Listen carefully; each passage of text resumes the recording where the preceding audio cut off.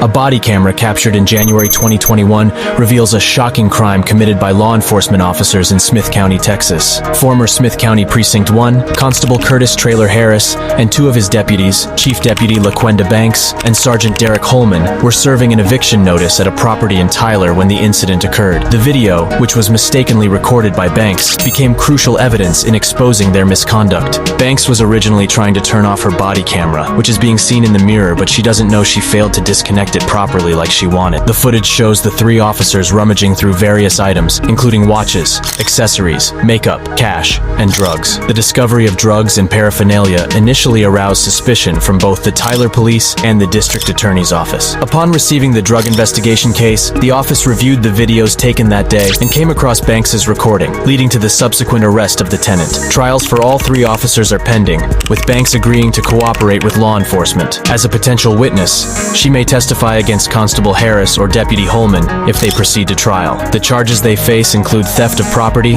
abuse of official capacity, and official oppression. If found guilty, they could face sentences ranging from 6 months to 2 years in prison. In the footage, Banks can be seen handling a watch display case handed to her by Harris, who instructs her to take the items. She then proceeds to conceal watches, ammunition, and an Apple iPod box in her uniform. The stolen items encompassed a variety of valuable jewelry items, comprising watches, necklaces, rings, bracelets, and earrings. In addition, the defendants were accused of stealing electronic devices, including smartphones, tablets, and laptops, which had been seized as evidence. Furthermore, the stolen property included cash and financial assets, ranging from small denominations to larger sums that were seized during various investigations. Other items reported missing were narcotics and illegal substances, which were originally confiscated as evidence, but later found to be absent from the evidence lockers. Banks continue to search through drawers, while Harris retrieves a wallet with money. When the tenant confronts them and requests a lawyer, Banks and Harris tell her they found drugs in the house and ask her to wait outside while they finish searching. Banks then join Holman near his patrol car, where they place the stolen items. Holman asks Banks about the cash, to which she replies that Harris has it. Banks returns to the house to inform Harris that the tenants want to retrieve their belongings, and Harris tells her they can only do so when they are finished. Meanwhile, Harris proceeds to search a purse on the table. Throughout the video, Banks is seen concealing additional items, including sunglasses and makeup, in her shirt. She then transfers the stolen items to Holman's car. Eventually, Tyler police arrive on the scene, and Banks leads them to the drugs found inside Harris's patrol car. The tenant later filed a theft report listing the missing items, which included cash,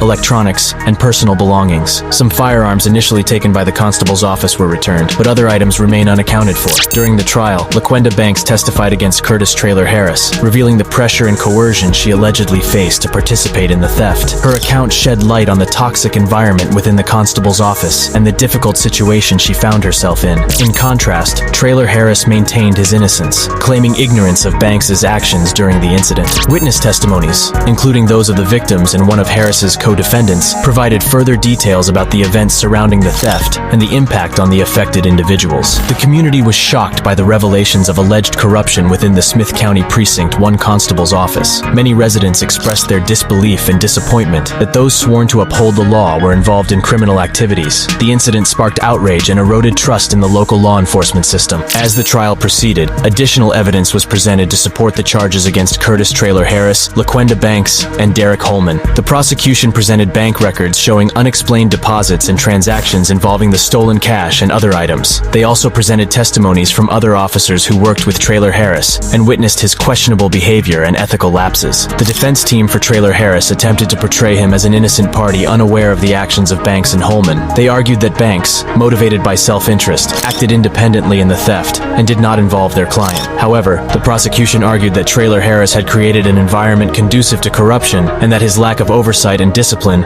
allowed such misconduct to occur. The defense for Banks emphasized her cooperation with law enforcement and her willingness to testify against her former colleagues. They argued that she had been coerced into participating in the theft and that she should be given a more lenient sentence due to her cooperation. The defense for Holman took a similar approach, painting him as a minor player in the scheme who the others had manipulated. Throughout the trial, the jury heard emotional testimonies from the victims who had been evicted from their home and suffered financial losses as a result of the theft. They spoke of the impact on their lives, the sense of violation, and the loss of trust in law enforcement. As the trial concluded, the jury deliberated on the evidence and testimonies presented. After careful consideration, they reached a verdict. Sentencing phase followed, with the prosecution seeking significant prison terms for Traylor Harris and Banks. Given the severity of their offenses, motives and the breach of public trust. Ultimately, the judge handed down the sentences. Curtis Traylor Harris was sentenced to 5 years in state prison for theft of property, abuse of official capacity, and official oppression. LaQuenda Banks received a sentence of 3 years in state prison for theft of property